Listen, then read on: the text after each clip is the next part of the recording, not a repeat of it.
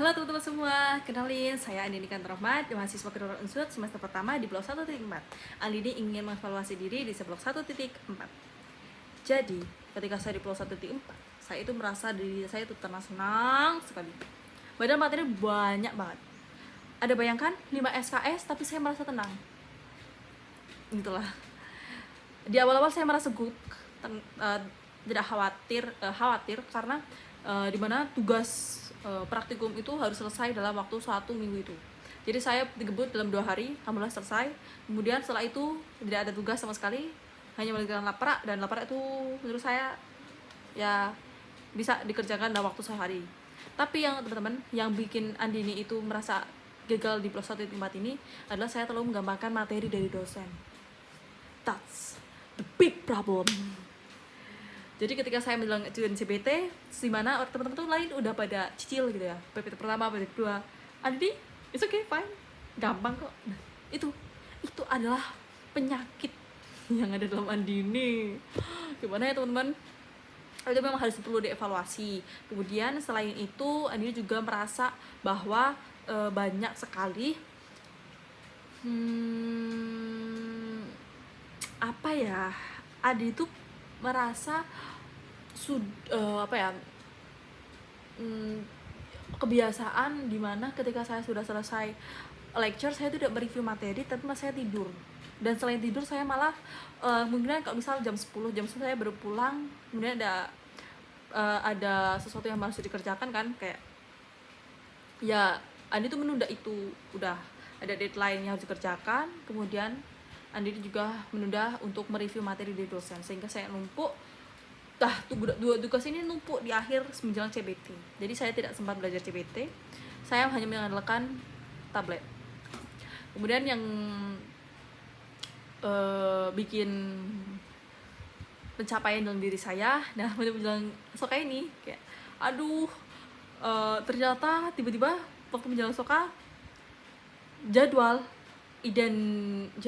remedi iden itu bener-bener jadi satu teman. Jadi iden anat, iden visio, iden histo, remedi soka itu semua jadi satu hari. Mampus lah kita, mampus. Empat. Jadi ini agak mulai keteteran nih. Waduh, aku belum belajar soka. Ini gimana ini? Terus akhirnya ya udahlah, kita mulai belajar soka. Kemudian ya hari ini lagi proses belajar soka. Kemudian saya harap besok untuk soka itu sesuai dengan ekspektasi saya. Kemudian materinya gampang, udah dipahami dan dilancarkan dalam berbicara. Kemudian apa lagi ya? Mungkin pencapaian. Oke. Pencapaian di blok 1.4 ini adalah yang pertama, saya sudah sedikit sekali menemukan belajar saya, dimana saya itu lebih suka belajar di tempat yang gelap. Jadi Andini ini kebetulan adalah tipe orang yang sedikit kinestetik, yaitu kalau misal ada sesuatu gampang terdistract, kayak aku harus begini, pokoknya gampang untuk memikirkan hal-hal yang seharusnya tidak usah dipikirkan karena kita melihat sesuatu jadi dipikirkan gitu. Jadi saya harus tutup korden saya harus belajar dalam tempat gelap dan hanya ada satu arah lampu cahaya yang menuju ke media belajar itu sih. It's work untuk mengurangi distraksi.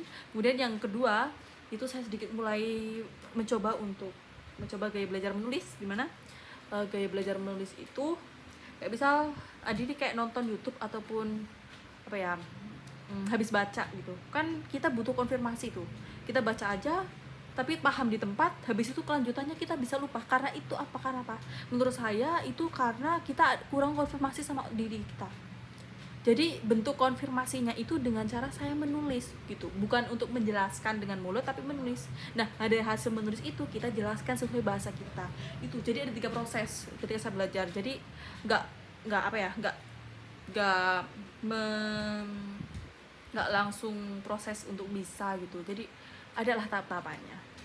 Itu sih, saya sudah sedikit menemukan proses belajar saya, dan semoga untuk blok 1.5 saya bisa mengevaluasi diri mungkin ya. Untuk di blok 1.5 rencana saya itu yang pertama, ketika saya bangun mungkin saya berkonsep untuk saya harus tidur, bukan saya harus begadang, tapi saya harus tidur dengan misal kita bangun jam 2 itu mulai belajar buat praktikumnya. Kemudian di menjelang jam 6 sampai jam 6 sampai jam 5, jam 5 sampai jam 6 kita belajar buat materi-materi yang harus kita pahami saat lecture gitu. Jadi kita sudah ada sedikit bahan buat mendengarkan lecture itu saat lecture. Jadi kita nggak kosong-kosong amat lah. Kemudian itu sih break problemnya. Kita harus mencari materi terlebih dahulu sebelum lecture menjelaskan. Karena kalau kita misal dalam keadaan kosongan di lecture itu tuh benar-benar susah untuk masuknya, guys. Itu sih.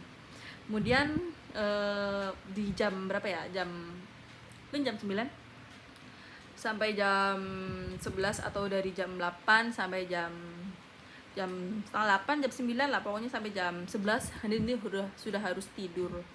Di situ isinya tentang review materi, udah gitu. Kemudian untuk tugas-tugas seperti apa dan bagaimana? Oke, untuk tugas-tugas bisa diselesaikan di awal minggu. Bye bye.